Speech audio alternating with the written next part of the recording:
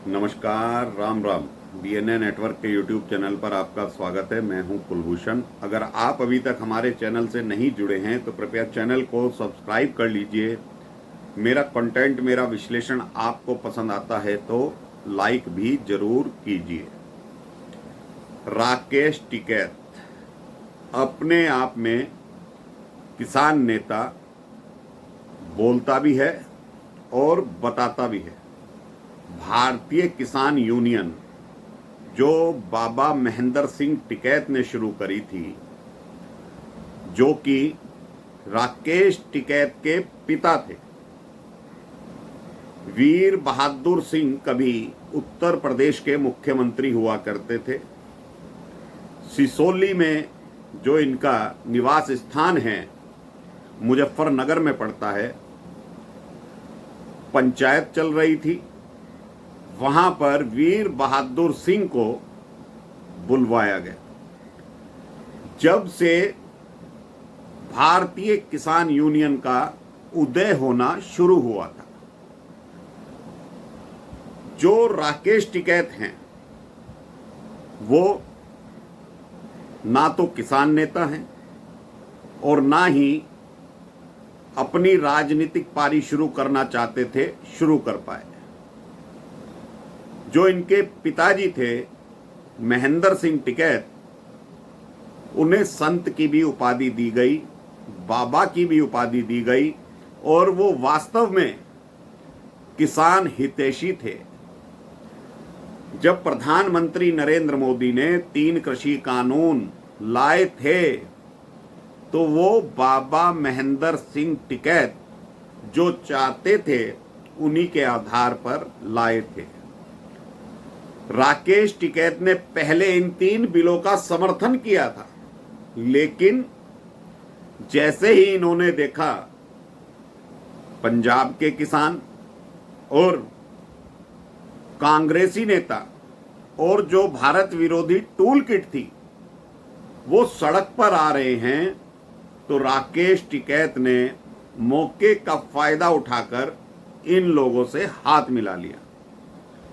जो किसान आंदोलन दिल्ली की सड़कों पर बैठा हुआ था, जाम किए हुए था पूरी दिल्ली को, वो किसान आंदोलन न होकर एक टूल किट का हिस्सा था, जो अब खुलासे सोशल मीडिया से लेकर नेशनल मीडिया तक और अंतर्राष्ट्रीय मीडिया तक हो चुके हैं। जॉर्ज सोरोस का पैसा, कनाडा से पैसा इनको दिया जा रहा था और जिस तरह से एसी के टेंट लगवा दिए थे इन्होंने दिल्ली में जब आंदोलन चल रहा था, तो गर्मियों में एसी नुमा टेंट ये लोग चलाकर वहां धरना दे रहे थे। तो राकेश टिकैत ने अभी 3 दिन पहले एक बयान दिया है कि हमसे गलती हो गई जो हम 26 जनवरी को लाल किले पर चले गए, क्योंकि कुछ चरमपंथियों ने लाल किले पर बदतमीजी करी थी, तिरंगे का अपमान किया था, वहां पर खालिस्तानी झंडा फहरा दिया था। तो अब राकेश टिकैत कहते हैं जो बांग्लादेश का हाल हुआ है वो ही हाल हम हिंदुस्तान में कर देंगे। तो राकेश टिकैत कितना जन समर्थन रखते हैं। एक बार खतौली विधानसभा से चुनाव लड़ा, जमानत जब्त हो गई, और एक बार अमरोहा की लोकसभा से चुनाव लड़ा, जमानत जब्त हो गई। इनके पीछे सिसोली नगर पंचायत पड़ती है, वहां के 100 किसान भी नहीं हैं, लेकिन अपने आप को किसान नेता बताते हैं। ये वही राकेश टिकैत हैं जो बार बार सरकार को धमकी देते हैं, ऐसा कर देंगे, नू कर देंगे, नू कर देंगे। तो भाई राकेश टिकैत जिस टूल किट का हिस्सा है, इनके फोटो आए दिन राहुल गांधी के साथ, और जो थंबनेल पर है दिखाया है मैंने कि राहुल गांधी के साथ इनकी मुलाकात होती रहती है। और राहुल गांधी भी जो बांग्लादेशी पत्रकार ने खुलासा किया है, वहां की विपक्षी पार्टी के नेता के पुत्र के साथ मिला हुआ था। हरी झंडी दी राहुल गांधी ने तख्ता पलट के लिए, जो बांग्लादेशी पत्रकार बता रहे हैं।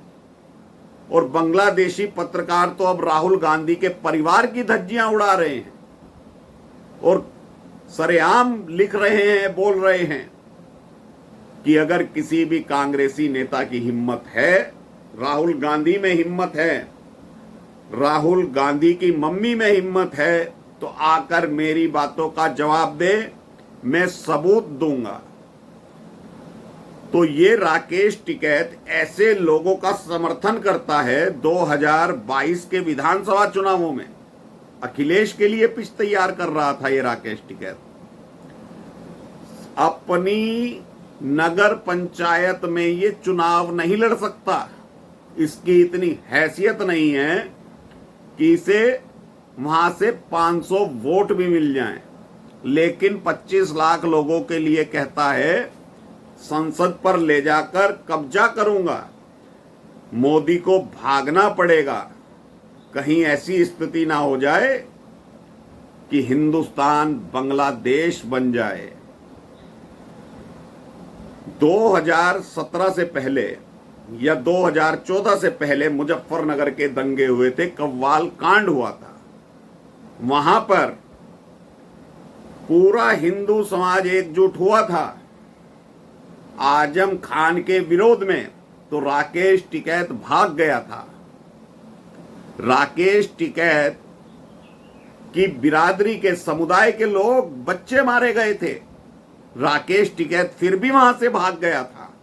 ये इतना बड़ा दिलेर है। ये सिर्फ बयानबाजी करता है मीडिया पर छाए रहने के लिए। तो अंतोगत्वा राकेश टिकैत के ऊपर अब योगी महाराज की दृष्टि पड़ गई है। योगी महाराज का बुलडोजर कब इसकी संपत्ति पर गरज जाएगा, इसको मालूम भी नहीं पड़ेगा। इसके खिलाफ नंद किशोर गुर्जर विधायक लोनी ने एफआईआर भी दर्ज कराई है।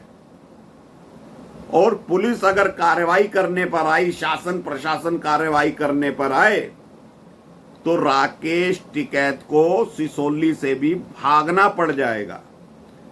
ये अपने आप को किसान नेता समझता है, इसके पीछे 10,000 लोग भी इकट्ठे नहीं होते। और इसके अंदर हिम्मत है तो लखनऊ के अंदर एक महापंचायत करके दिखा दे। ये राकेश टिकैत सिर पर पगड़ी बांधकर, गले में हरा अंगोछा टांगकर अपने आप को किसान समझता है। जब बाबा महेंद्र सिंह टिकैत जिंदा थे तो इनके पास कुल जमीन 10 से 15 बीघा थी। आज ये लोग सैकड़ों बीघा के मालिक हैं। विदेशों में इनके मकान हैं। मुजफ्फरनगर में करोड़ों रुपए की संपत्ति है।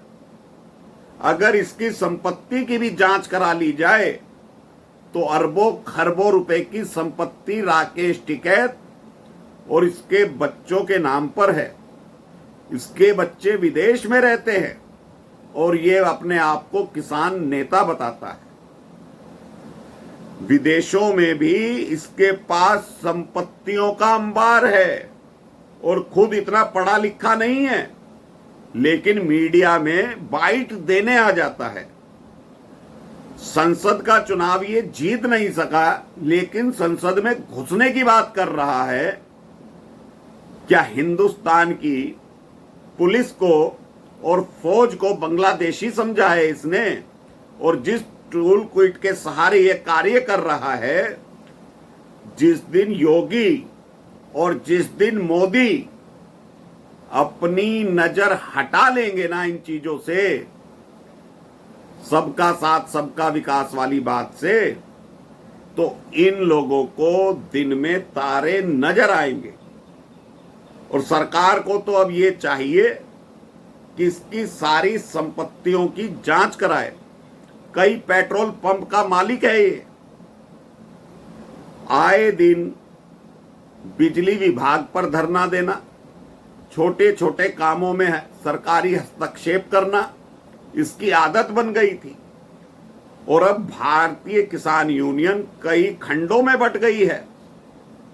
इसकी आदत और इसके विचारों से कई किसान नेता इसे छोड़कर चले गए हैं।